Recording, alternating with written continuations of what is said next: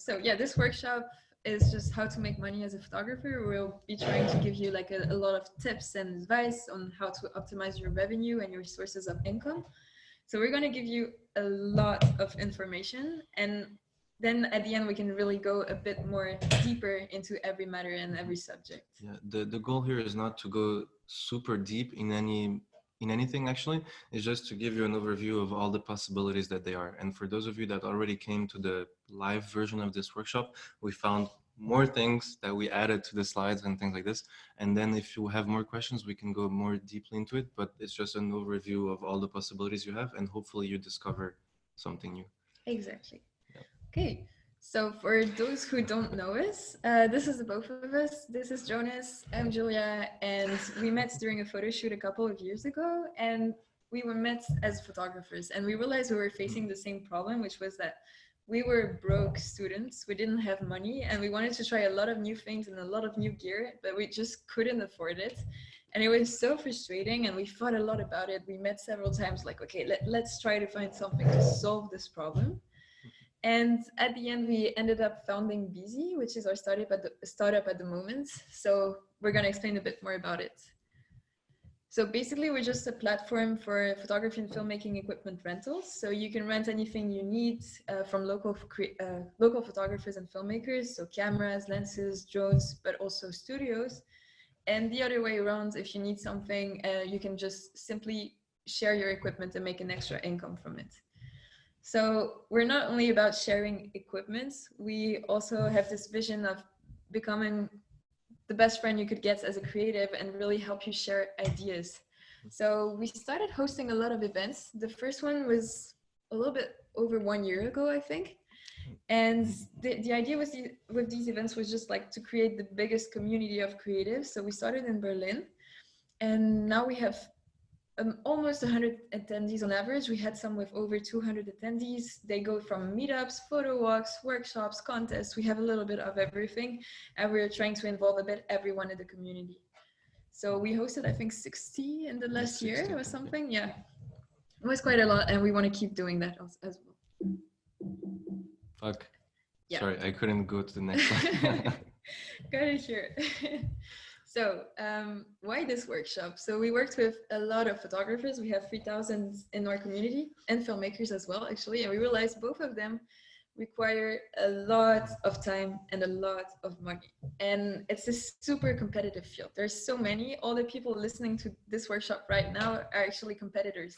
So you gotta fight if you really want to make a living out of it.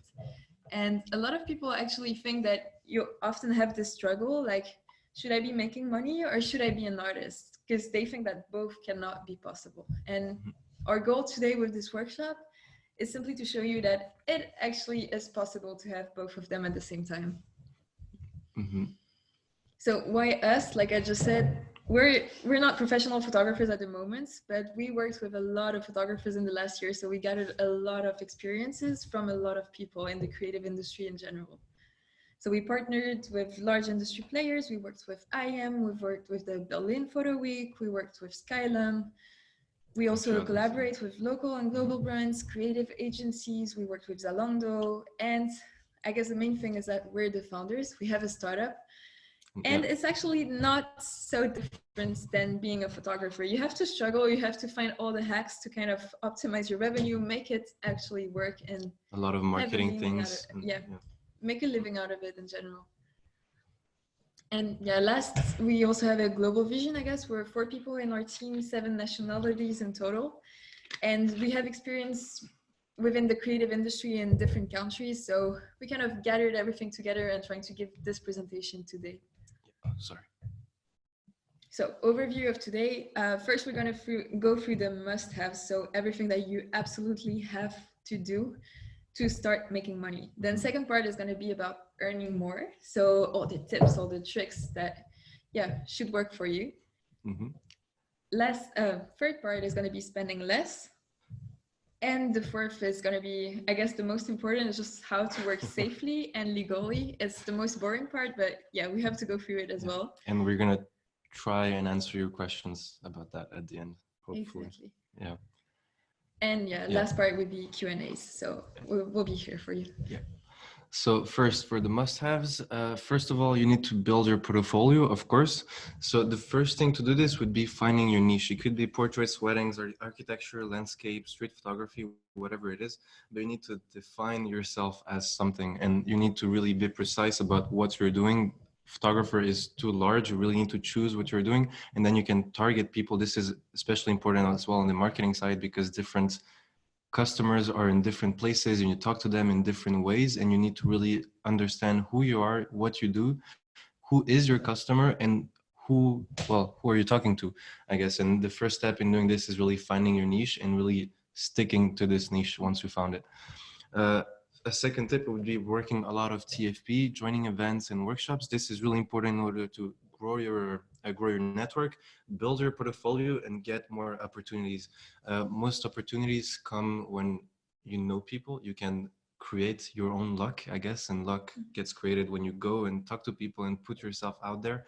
You might get some job opportunities, you might get some collaborations opportunities, but and even if you don't, when you actually do get the job, it's nice to have a network of people that you can actually work with, or a network of models that you can call upon to do this job. And if you don't know anyone because you're too focused on shooting in your little dark corner of the city, I guess it's, yeah, doesn't It's work. gonna So get, yeah, it's gonna be harder. yeah, it's going to make it harder. So having a network, especially when you're working as a freelancer, is really important. That's even just a support network of people you can tell your problems to, and they can help you out in fixing those problems, hopefully. Mhm. Yeah, volunteering as an assistant, this is almost the same logic as well. It's just building your portfolio, meeting new people, accessing new opportunities, your resume as well, and learning more. By joining events, going to workshops, and volunteering, you also get to learn more and get better at what you do. And in the end, the better you are, the better you can, well, the more you can charge, I guess, and the more money you make. And collaborating with other artists, this is as well the same thing. It goes inside Mhm. the working TFP and joining events. Secondly, this is a thing that a lot of people, weirdly enough, don't do. And you think that because you're a photographer and you're taking pictures, like your style is your own brand. That is, it can be true, but it's not completely true. And you have to think of yourself as a business. And so choosing a name, unless you're doing just you using your name, I guess, but a font, colors, and things like this, and making it memorable, making it so that next time I see your font or next time I see an ad from you or whatever it is, I know who you are and I recognize you and I remember you, and you can, yeah, Mhm. differentiating It's also yourself, I guess. about the way you're talking to people. If you want to do this officially, if you want to do this in a fun manner, if you Mhm. want to use emojis, that's up to you. Yeah. But you have to define it and be consistent with it. Yeah, this is why we were saying before, finding your niche. This joins the storytelling side, is that you have to define who you are and who is your customer. And depending who your customer is, they're not going to be the same person. They're not going to be found in the same places. Some people you might find on Instagram, some other people you might find on YouTube, some you might have to go and call in the phone books or whatever it is. But they're different people, they're in different places, but you also talk to them differently. If your customers is banks, you're gonna talk to them very differently than if your customers is a, I don't know, small underwear brands, for Mhm. example. It is very different things that you have to define that very precisely from the beginning. And yeah, your ideal client as well. And then this is again in the same thing, storytelling, for example. This is a, if you're targeting Gen Z, I guess, children or younger people, maybe TikTok is really good for you. If you're targeting businesses, like yeah, older businesses, TikTok is probably not the good way to go. Probably not. So this is the type of things that you need to define earlier and then set up and make clear. And once you have them, you need to be consistent. This is not the type of things that you can change every week. If one day you're being super serious and you're delivering knowledge, and I guess being a, yeah, super serious, I guess, like if you're talking to lawyers or banks or things like this, and the next day you start making dirty jokes, probably not gonna work, and you're probably gonna lose your whole audience, and you're gone. Yeah, pretty much. Pick your channels. Yeah, this again goes back to the same thing as targeting. Is just, first of all, different people are in different places, but even once you found those places, you need to choose which channels you want to be on. You might not be able to be good at all of them, and they're not all the same. And you need to understand where you are and what you're doing. You don't talk in the same way on LinkedIn as you do on Facebook, on Instagram, and on Twitter. And you need to You need to know these things and choose the things that are right for you and then stick to it. Of course, don't put all your eggs in the same basket. Maybe you put 90% of your time on Instagram, 10% on TikTok, 10% on Facebook, Twitter, whatever. It's good to have different possibilities, but you need to choose your channels, choose maybe 2 or 3 that you can go hard on and be really good at this. And the other ones is on the side. You can't do everything. You have to choose what you do, where you spend your time. Okay, second part is the more juicy part, I guess, just like how to earn more and actually get money in your pockets. So there's a lot of opportunities that you can have, but the most important thing is really create those opportunities for yourself. So you have to get your name out there. You have to have everyone know about what you're doing and how you're doing it. The first way and easiest way everyone thinks about is just social media in general. And if you want to go on social media, you have to be social. That's just like the main thing about social media is that you really have to engage with people. You have to interact. You have to comment the photos. You have to follow people, to like what they're doing, react to their stories. Even if it's shit, it's always good to just put a little fire or a smile or whatever. It's how it works, and the more engagement you get, the more people will get to know about you, and the more chances you have to sell your services. If you want, we have an Instagram workshop in 2 weeks. You can find that on Meetup. But aside from that, just the main thing, like she said, that you need to remember on social media is be social. This is not a one-way thing where you are showing to others. This is supposed to be a conversation. It's supposed to be a community, social thing, and you need to be there. You can't just expect to get likes and not doing anything. It doesn't work one way. So one of the things we noticed that it actually worked is when you get a bit more personal. So when instead of just hiding behind your photos, you start showing your face and just explaining what you're doing, just like a small story or like, hey, today I'm shooting this. Even if you don't like how you look or what you say or how your voice sounds, just do it, because people really like it and they engage way more with you once they know who is hiding behind the profile. Okay, last thing then with social media is just super important to join groups and communities. So there's a lot of them. We couldn't list them all, but one of them on Instagram would be ChariDeck. So they also have a website. It's a super cool community of creatives. And once you're in their community, you can really interact, connect, network with people, try to get more opportunities for yourself, jobs, everything that goes with it. So you should check this account out. And then Facebook. So I listed only the Berlin-based Facebook groups. I think we might have some people from Hamburg and Frankfurt listening right now. But there's this type of group in every city. You just gotta look for it. So you look in Facebook, just type in Berlin photography or creatives, or Hamburg or Frankfurt photography, and then you find out all these options. And the more groups you're in, the more chances you have to get people to know about you and actually offer you jobs or find opportunities to shoot TFP or whatever. People are asking for collaborations and they're searching for photographers literally every day. And of course, the best one is the one powered by Beazy. Of course. Actually, we don't know how many people are watching. Maybe 0. I don't even know. But hopefully not. Sorry, go ahead. Still gonna do it. Okay, so then if you find out that your ideal customer or your target group is really more into businesses, so you want to shoot for startups, you want to shoot for products, something like that, LinkedIn is the channel you have to go for. There's a lot of opportunities there. There's also a lot of competition, so you kind of have to make your way around.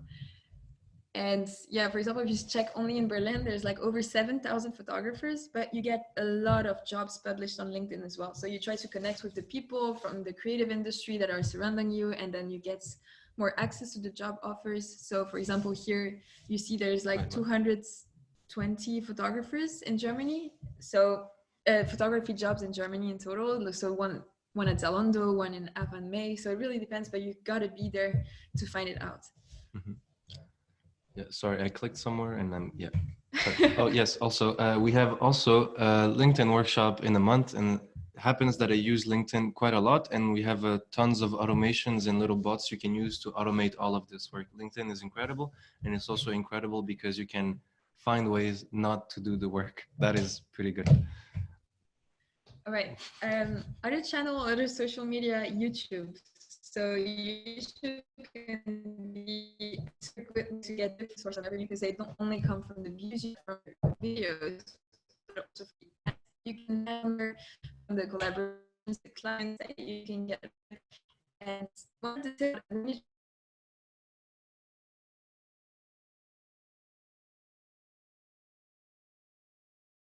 YouTube, the photographers, especially you might know Peter McKinnon, for example. He's got like almost 3 million views for each of his video, and he just lives out of that. And you see all of these topics, all of these videos, they're really trying to answer to a problematic, I guess. Bring value. Exactly, bring value in general. So it's just going to be like how to do epic products, 5 new portraits, photography ideas, anything that you can share. Just make a video out of it and then put it on YouTube. So here, like, yeah, a bunch of famous YouTubers, I guess, into photography. Yeah. You might want to check it out. We'll share the slides with you later. Oh, that's my shit. Website. Okay. Yeah, of course you can have we're talking about platforms, but you can have your own website and own your own website or blog. Of course, it can be about you to host your portfolio, but it can also be about other people. So for example, you can have a blog where you share other people's stories, where it's curated content. This is a really good example. You probably know about Humans of New York, for example. You can have some like almost personal blogs, but not completely, where you can do reviews, you can do a lot of things, you can do some interviews, or you can really do about like have it as a business, I guess, where you publish articles, where you try to make some ad money, where you make ads and different type of things.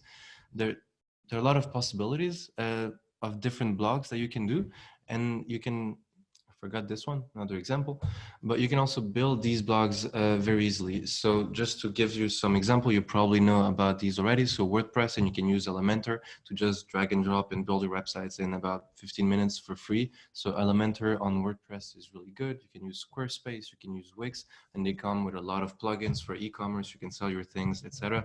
You probably saw all of their ads already, but yeah, of course, we can only recommend it. So it's not that hard, actually. You just have to watch a few YouTube tutorials, and then you have to do what you want with it. So it might be a super good way for you to share about yourself and sell your services in general. The advantage also that once you have your own website and your own newsletter, for example, your own mailing list, is that you actually own the audience. When somebody is let's say, for example, on Instagram, you have 1,000 followers. Those are not your followers. It's Instagram's followers, and they only allow you to reach a certain number of those. So no matter how many followers you have, that is not your audience, if we can say that like this.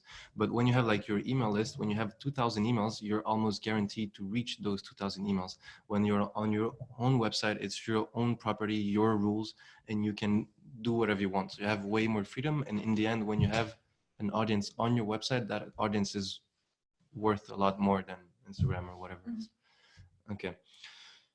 This is going to be fast and long. There's a lot of different online platforms. So we just wanted to give an overview. I'm not going to go deep into any of them, but just give an overview of all the possibilities there are. Some are quite surprising. So of course, you can look at first for full-time positions. So for example, LinkedIn, we already talked about, is a good way to do that, or Glassdoor, where you can find full-time photography positions. Is it still working? Is it because it just completely froze and my computer just froze? Okay, we're back. Sorry, I think it was my computer. It just gone completely froze. Come back to this one. Yeah. Okay. So like we were saying, yeah, if you're looking for full-time positions, LinkedIn or Glassdoor are really good recommendations. You can find quite a lot of jobs in Berlin and in other cities. You can look for freelancing jobs. My favorite one for freelancers is definitely Upwork, and you're going to get jobs from all over the world. So it's pretty much guaranteed. Just put your work on Upwork, create a profile, and you'll just get jobs coming in. Might not be the most, well, the best or most creative jobs, but you're going to get jobs. But yeah, some people are actually earning like over 200K per year just freelancing through Upwork. So you can already check the reviews and the photographer profiles. It's actually quite impressive, the outcome you can get from such a platform. You have to build a reputation, so you have to start, but once you get it going and you have a good reputation on Upwork, it really goes very far, very fast, I guess. We have other services like this, of course, Fiverr, Lemon One. Lemon One is specifically for photographers, and you sign up as a photographer on the platform and receive jobs from them. So this is definitely something that I can recommend. We have Starter Service that is really popular here in Germany. So this one is again, freelancing platform, but it's more specific. And here in Germany is very, very popular. So you might have jobs that are actually here in Germany and not for someone in the United States or Russia or whatever. Yeah. Unsplash, you probably know about Unsplash. You're not going to make any money out of this, but I definitely recommend putting a lot of your pictures, especially the ones that you you're not planning on selling or publishing anywhere else, you can get a lot of views and a lot of attention here. So this is a guy, for example, that I have as a friend on LinkedIn, and he posted this like a month ago. He got 23 million views on his pictures just from Unsplash, and 100,000 downloads in less than a year. So you get a lot of attention, and especially your photos and your style of photos then gets republished in magazines, in newspapers, in a lot of different things. It's a super good way to actually create the brand around you and get a lot of exposure. Yeah. And especially we realize there's a lot of empty spaces on those stock photos, I guess, platforms. It's just like, for example, if you're looking specifically for something in Berlin and one building in Berlin, or you know that you're shooting dancers in that city or in that context with architecture, the market is there. There's nothing there yet. So you can be the first there and then make sure that all the people are redirected to your profile and your website or Instagram or whatever. This is really about, once again, choosing your niche, and then you can control that niche. I said this already last time, and some people uploaded pictures, so we have more pictures in Berlin now, but still not anyone controlling it. But there are not a lot of pictures of Berlin. For example, I imagine each one of you has probably 2,000 pictures of your city. Post all of it. Make it so that when I look for Berlin, I only see your pictures, and just own that completely, or plants or whatever it is. And you can be the king of that one super tiny topic, but 100% of the time, I'm going to see you. Yeah. On the other side, well, getting paid, of course, so we have stock photography. So here you have IM, for example, which is here in Berlin, 500 pics. Shutterstock have a lot of different services. This is most likely not going to make you rich, but it's a beginning. You get the word out, I guess. You get your name spread out, your style.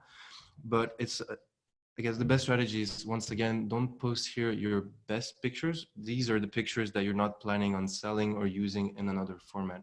But if you can make a little something from a picture that was going to stay on your hard drive, why not? And again, you have the same type of effect, I guess, as on Unsplash, where you can really select your niche and really own that niche and be the only one there if you do your research, I guess. So there's definitely a lot of potential there. Selling digital assets, or what we would call just selling your presets. Yeah, everybody does this. Of course, it's easier when you already have some sort of an audience, but you have platforms like FilterGrade that help you do this and help you promote this. Sorry, I have my notes. I lost them, but yeah. Okay, so FilterGrade, for example, has 250,000 users. So just by putting your presets there, if you were to sell them on your own website or Instagram, you might have 5 people look at it and one of them cares, and it's probably your mom.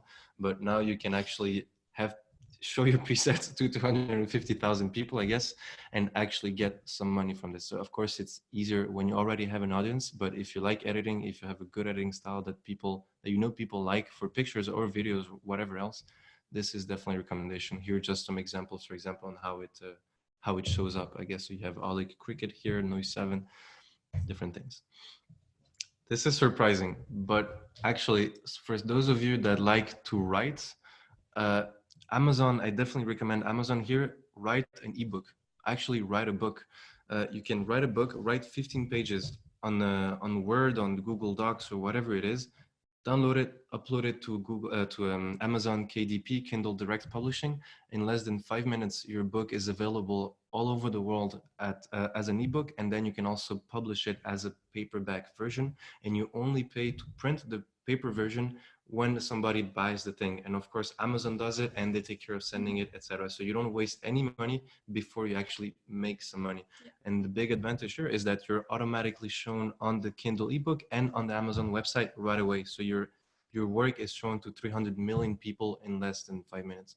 So especially if you're working in a niche, this is like super interesting for you, because then you're sure that if someone is looking for a wedding photography, your book might be like the top one on the list or the top second, and then you can be pretty sure that people are going to directly go back to you. Here the trick again is mostly almost always just education.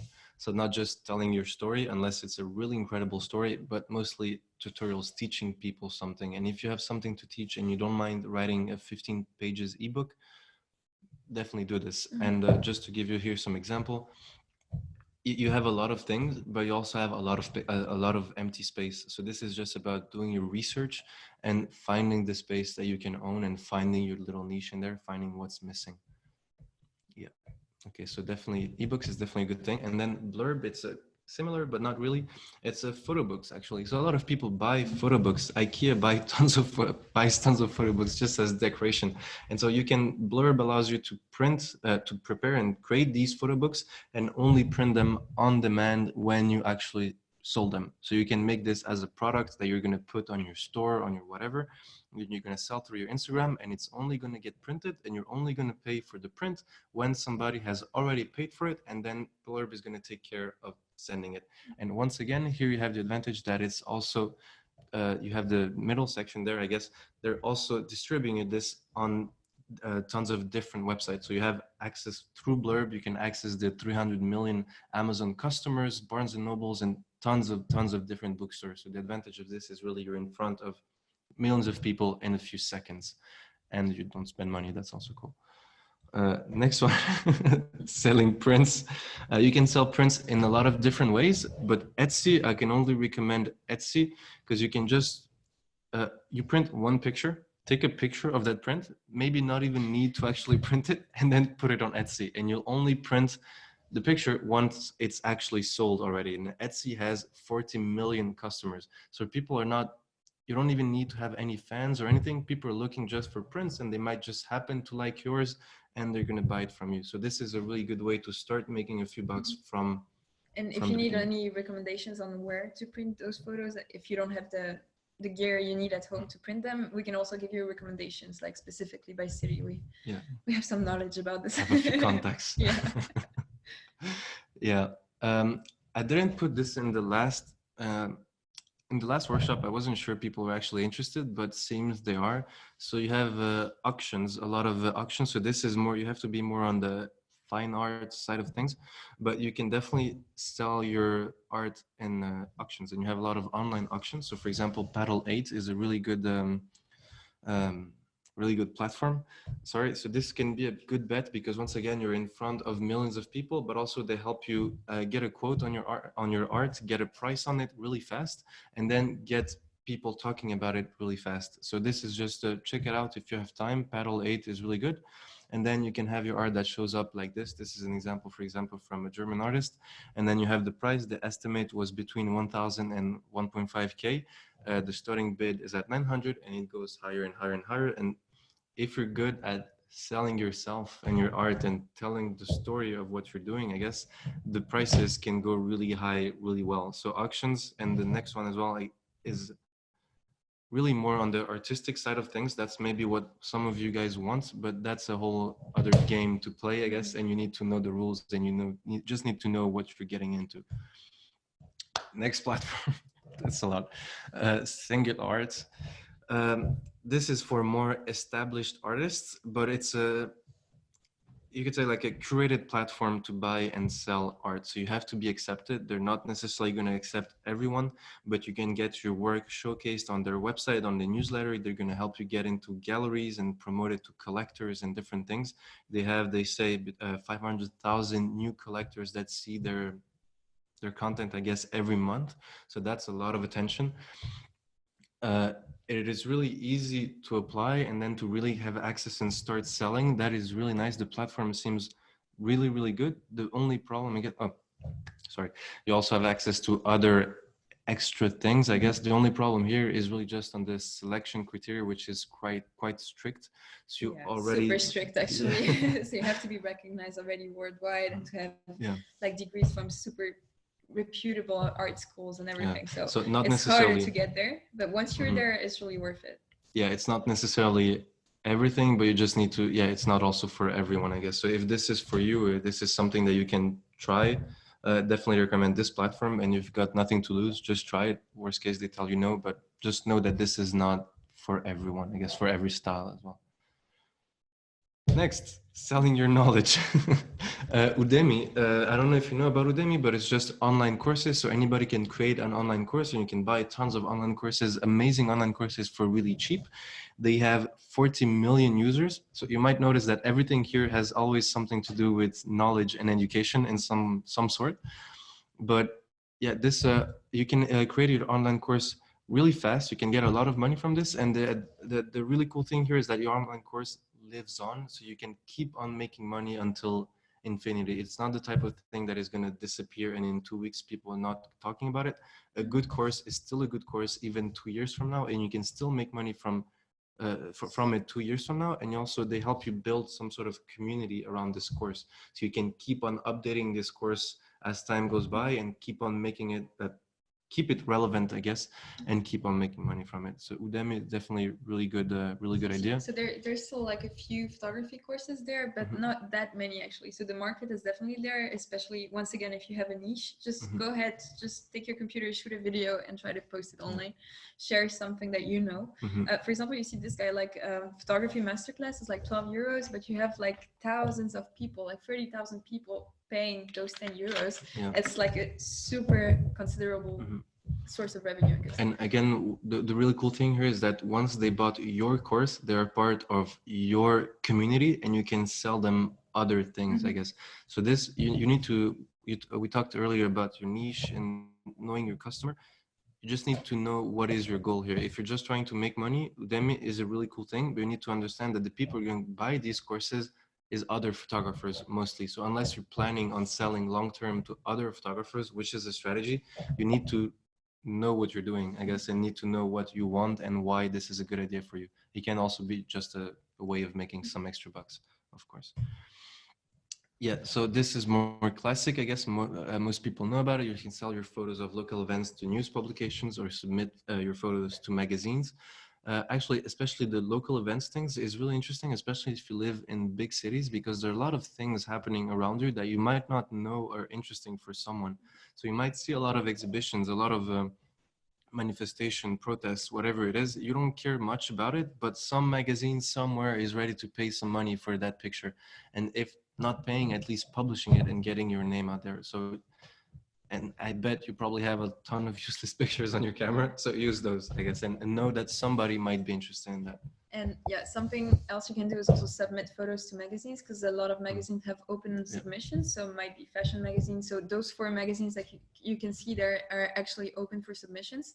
Some of them will offer money. It doesn't happen all the time. But the good thing you can get, once again, is just exposure. And you don't have much to lose except 15 minutes to just send the photos, and maybe it works out and you get published there. Yes. Shit, yeah, I clicked again. Last point is not really funny, but in Germany it works a lot, is also offline sales. So if you have friends, just go to the local flea market. There's one like times a week, and then just go there, make a stand at 20 euros. You can really super fast. Can you guys still hear us or not? Please just let us know if you can hear us, because it seems if it's the connection is okay, but is it the audio? Or? Wait, somebody sent a message.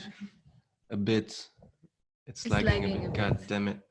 Okay, let me just take your things out of the Wi-Fi.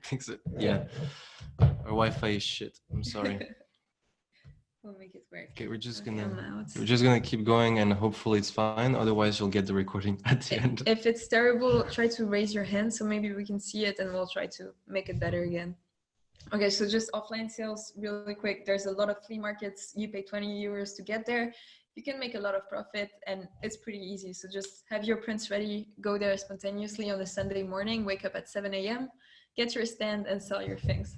Yeah, and the advantage here is that you actually get to make that face-to-face connection with people. When somebody is buying your print, they're buying it from you, looking you in the eyes. They're going to remember your print and your face. It's for your brand, I guess, and spreading the word about what you're doing. This is a really good tactic, especially when it's starting out. Your turn.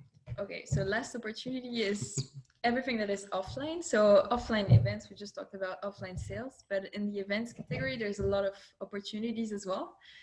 First of them is Airbnb experiences. I don't know if you people know about them. We know a couple of people, photographers here, are actually earning everything thanks to these events, actually. So it's just that you can share. It's going to be like a street photography photo walk with like 2 or 3 private customers that are coming here just for the weekend, and they want to discover the nice photo spots or the Instagrammable places in Berlin, and you just take them there, and it's a good way to just just remember that people, the advantage here is that the people going on Airbnb for these experiences are mostly tourists, so they're open to spending money. But you also have to make experiences that are interesting for tourists that don't know your city. They might not be here to actually make artistic pictures. They just want souvenirs, I guess. But you can provide that, or you can provide the cool places in the city. Okay, and then you can of course build your own workshops, your own events, and your exhibition. So I'm just going to start with the exhibition. This is the easiest part. You don't need anyone. You just go to a bar, to a cafe, to a hotel, and just talk to them. It's like, yeah, I would really like to exhibit my work. And actually, I would say 99% of them are going to be open for the exhibition because it's a super good way for them to get more people into their space, to get more activity, to just really boost their sales as well. So most of the time you just go there and then you show like a few photos, like, yeah, I'm really looking for a place to exhibit my work, and it will work. And then you can just do this for free month, for 1 month, for anything you'd like. And then you can also try selling the photos through the exhibition. So that works really well. Mm-hmm. And then if you have any skills to share or any experience that you really want to show people, you can host an event, and it can be a workshop, it can be something more hands-on. It really depends on you. But what we are trying to do with Beazy is really to open those events to everyone. So give you all the tools you need to just make it happen, publish it to our whole community. And you just, basically, there's just a button on the website. It's called host an event. You click there and then you land up on the meetup page, I think, or then yeah, this is the meetup group, and then you get on the type form. So then you're on the type form, and it's just like you start filling in, like, yeah, I'm thinking about maybe 10, 15 people, 50 hours, it really depends. It's going to last that many hours. It's going to be in this city. It's going to be in English or in German. And then we just help you just put it together and sharing it and finding the people that will actually attend this event. We think it's a really good way to build your portfolio, to build some credibility, make your first sales, or spread the word about what you're doing, at least in the beginning. And we can just help you with setting everything up, because this is what we do, I guess. No, it's just because your connection is not so good, I think. It's just catching up. Okay, should work. Okay, so for example, just to illustrate for the event, so we're usually, on average, we sell, so this was a free event where we sold like 117 tickets, but it happens really fast. With Eventbrite and Meetup, it's like super easy.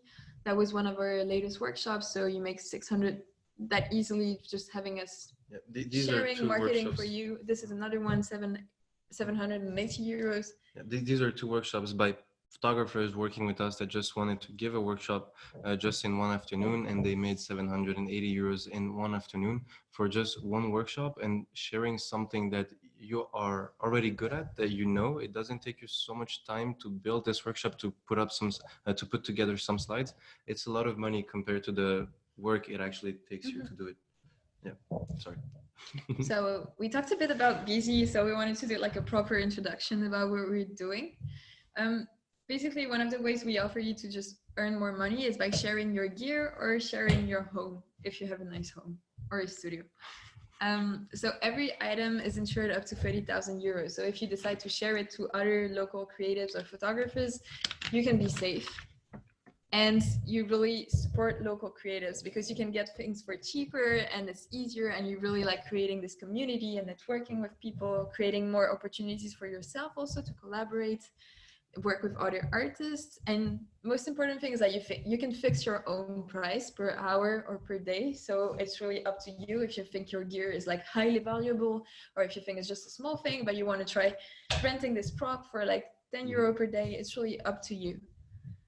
And yeah, just community aspects, once again, is super important. If you really want to get your name out there, you got to be in the community somehow. So how to share your gear? Pretty easy. Just create an account on our website, www.beazy.co. It was like a scam. You add a listing, so you add your things, your drone, your camera, your apartment, whatever you want. And then you can just either accept or reject the requests you get from people. So yes or no. Tips to rent more, because we realize a lot of people actually wanting to rent more their equipment because they don't need it all of the time. So first of all, you can use bright, high quality photos.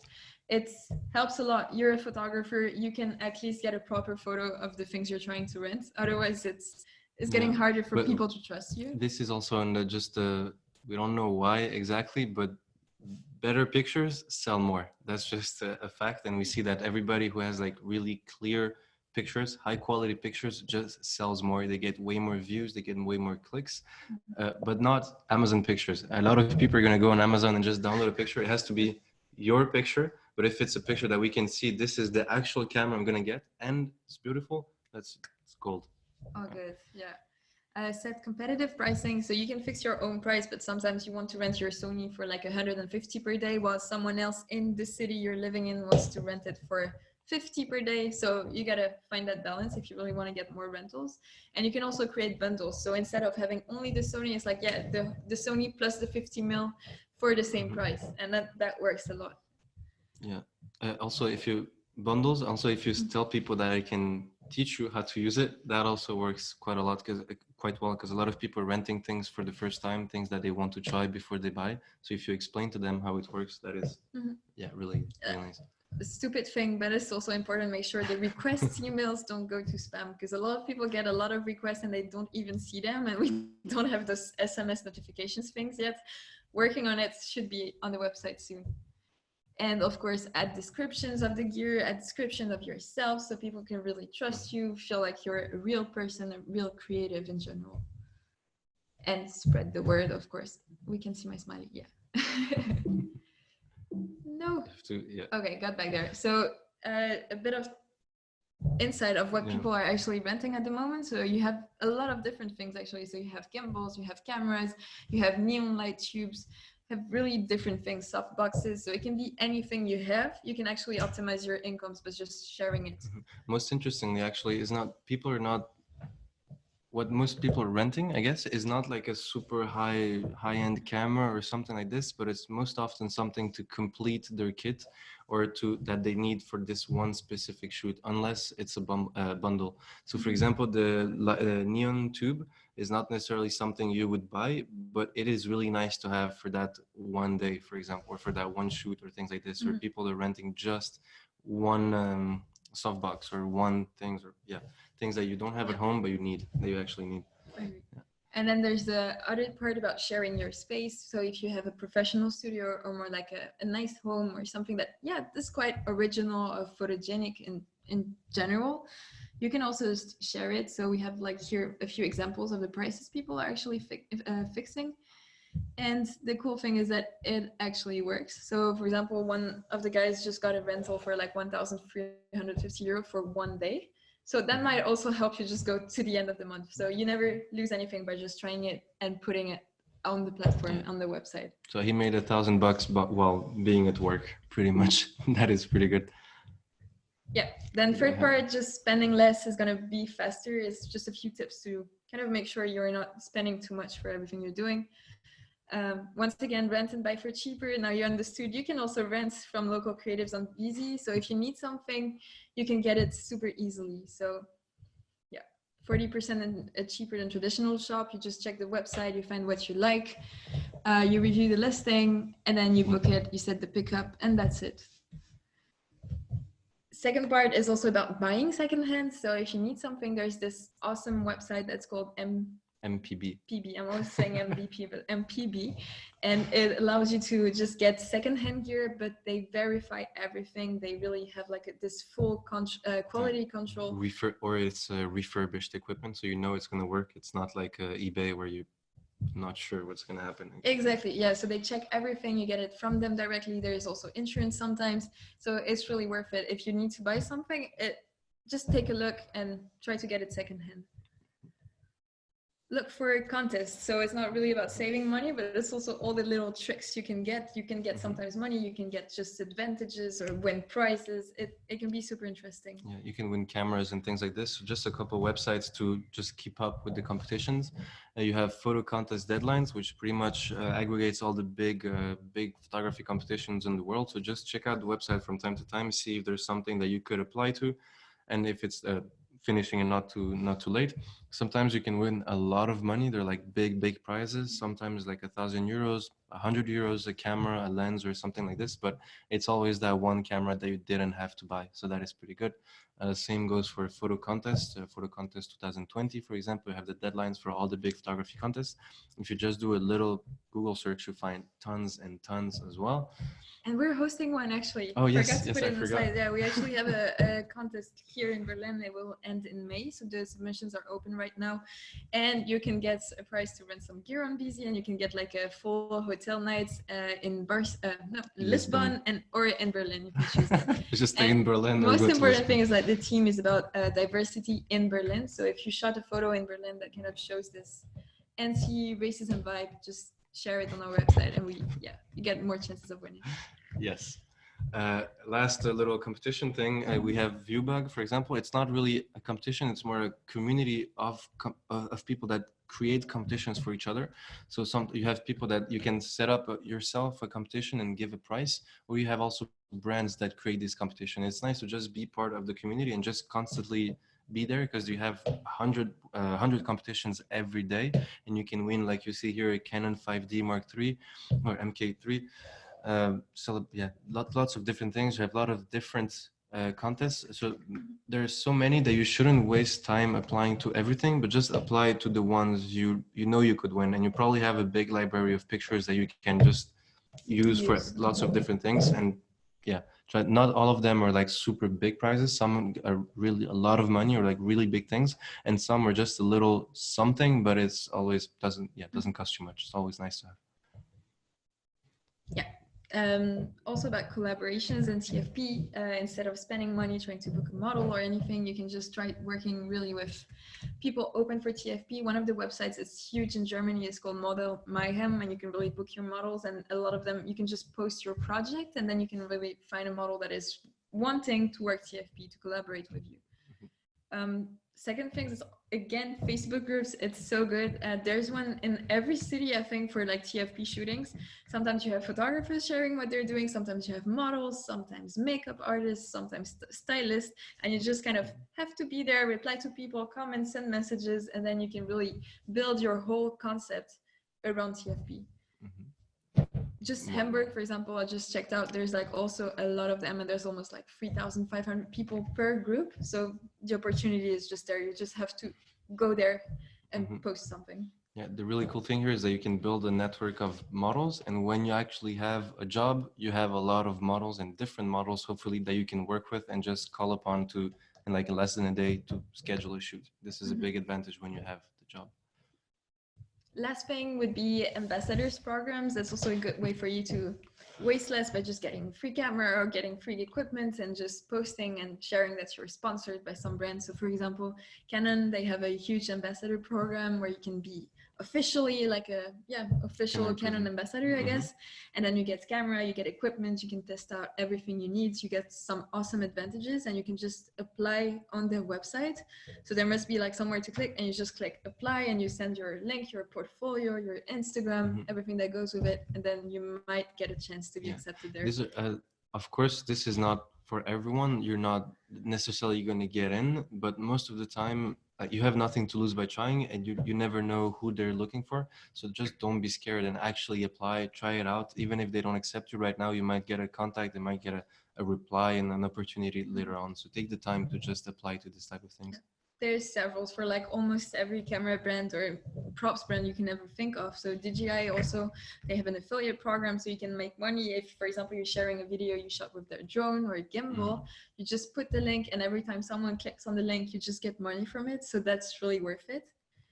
Other one, Sony, they also have like the Alpha Imaging Collective, so you can just be part of the elite group and share the photographs with those people, and you can get like a lot of advantages every time. So you kind of like the high-end photographer. We also have our own little ambassador program. Unfortunately, we're broke, so we can't pay you. That's a little problem. But if you want to help us out, we're just trying to expand our community as fast as possible in all German cities. We just want to build this community and try to be helpful to as many creatives as possible. So if you want to become a local local leader. That's how we're going to call you. And you can just help us out with hosting events, or even on the business side, if you want, just building the beginning of the community. We're going to try and give back to you in as many ways as possible, including, for example, free events. You can access to exclusive events that we're going to host just for the local leaders. You get access to all of our networks of people and brands and job opportunities. We can help you with your marketing. We can support you and help you out with your own projects, either with marketing, actually coming and working with you, helping you out, or financially. And we're just going to try and give back as much as possible. People, yeah. Whatever we can do. At the moment, we're pretty broke, so that's the problem. But whatever we can do, we're trying to do to give back. Yeah. Last point. Yeah, I guess it's going to be the most annoying part. So it's most important too is about working safely and legally. So you got to have all the cards on your side. First of all, a few golden rules to avoid trouble in general. If you have a website, you absolutely need to have an impressum and a privacy policy. So about what you're doing with your users' data. If you're not even doing anything, you need to have it there, because then some people, it's just their full-time job to just scrape all the websites that they can find about photography, about anything, and then they just sue you like everyone they can find. Yeah. So just be on the safe side, have one. Second part would be, whenever you're shooting TFP, always sign a contract, because it happens so many times that you shoot with a model, or you shoot with a photographer if you're a model, and then every time they just want to publish your photos where you didn't want to allow them to publish them, or the other way around, you want to post the photos and then they're like, no, I don't agree to that, please don't do that. So always have the contract ready with you when you're shooting, and then get the model to sign it always at the beginning of the shoot.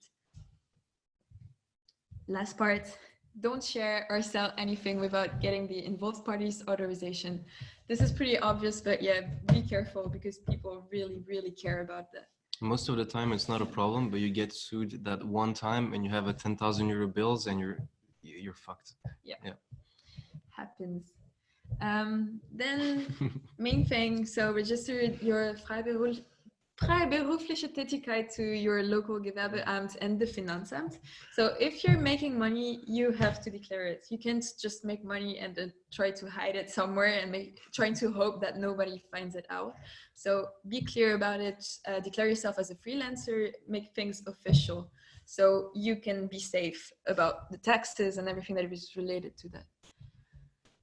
So if you're earning less than 9,000 per year, you don't have to pay any VAT taxes. You still have to pay the income tax.